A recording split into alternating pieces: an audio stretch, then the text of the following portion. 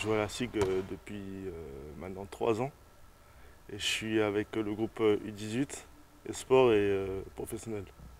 Mon père, c'est un ancien basketteur. Du coup, depuis tout petit, je suis baigné dans ce sport. Je me suis dit, pourquoi pas faire comme lui.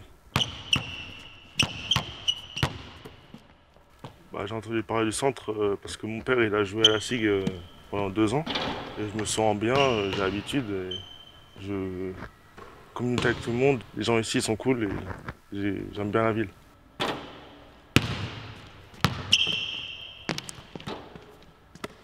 Je me vois démarrer ma carrière à Strasbourg l'année prochaine, j'espère. Et pourquoi pas intégrer la NBA dans les prochaines années.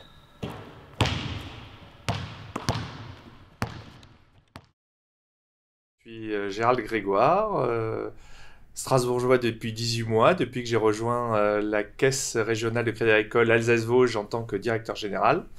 Donc une entreprise du territoire alsacien et vosgien qui compte aujourd'hui 1450 salariés, qui accompagne le développement et les projets de vie de nos 470 000 clients, particuliers, professionnels, agriculteurs, entreprises et collectivités publiques.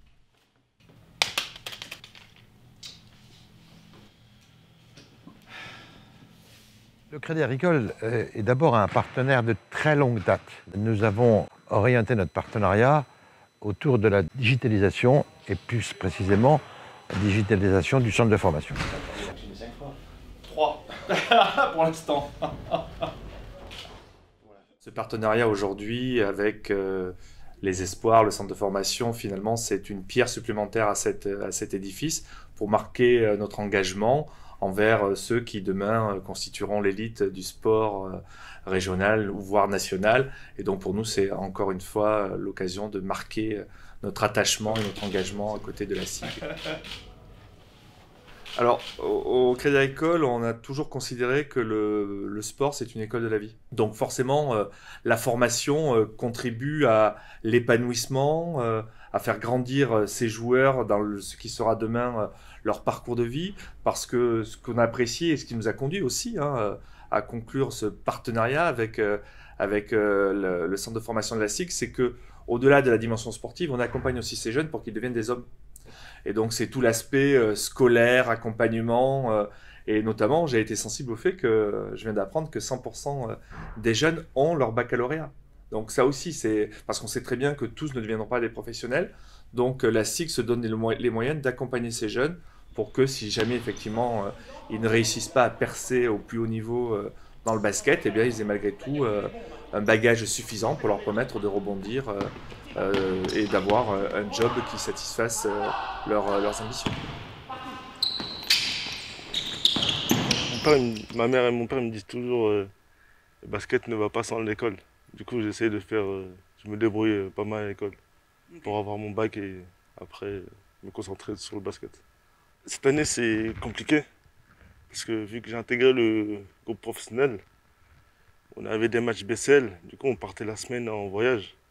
Du coup, je ratais l'école. C'est dur de rattraper, mais ça va. Je pense que ceux qui veulent aller en formation, je pense que c'est facile à s'intégrer avec l'école et le basket.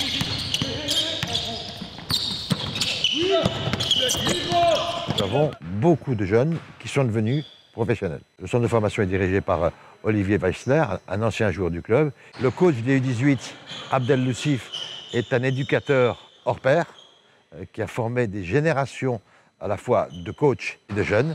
Et nous avons un nouveau coach pour les espoirs, Thierry Beus, qui avait déjà œuvré dans ce domaine. Donc on attache une importance tout à fait particulière à l'encadrement du centre de formation, qui est une charge importante pour le club pour préparer l'avenir. Il va aller au contre, on le sait. Donc il ne faut pas qu'on laisse le petit se faire contrer là-bas. On va venir se présenter. Au dernier moment, il est là en haut. Hop, et tu passes au contre. Ceux qui arrivent ont souvent des souvenirs intarissables ou mémorables par rapport à leur début d'être entré au sein du centre de formation. Je marquais ici au Rhenus. C'était un réel plaisir parce que quand j'ai marqué, le public ils ont crié. C'était cool. Et j'ai marqué aussi à Monaco mes premiers points LMB, parce que mes premiers points c'était en Coupe de France. Et j'ai marqué mes premiers points LMB à 3 points à Monaco, sur Mike James. Du coup, c'était cool. Bien entendu, et là, voilà, une fois de plus, à l'opposé, Strasbourg avec Ilan Pietrus, son premier panier. Tous les joueurs qui ont pu signer un contrat pro, la génération des 2002, Clément Frisch, Lucas Beaufort, Chikambou, Franck Linikina, c'est une fierté pour nous qu'ils ont réussi à concrétiser leur sortie du centre de formation. Mais on sait toujours qu'une carrière d'un joueur pro, elle commence, ça ne veut pas dire qu'on est pro. On met un pied dans le milieu pro. Après, il faut y rester. Après, il faut faire carrière. Et tout ça, c'est le socle du centre de formation. J'espère que ce qu'on a inculqué sont des valeurs qui vont leur permettre de maintenir ce positionnement dans cette carrière, parce qu'elle est éphémère, on le sait. Voilà, elle est de 10 ans, 15 ans maximum, et semée d'embûches et de pièges. Et en tout cas, nous, on les rend vigilants par rapport à tout ça.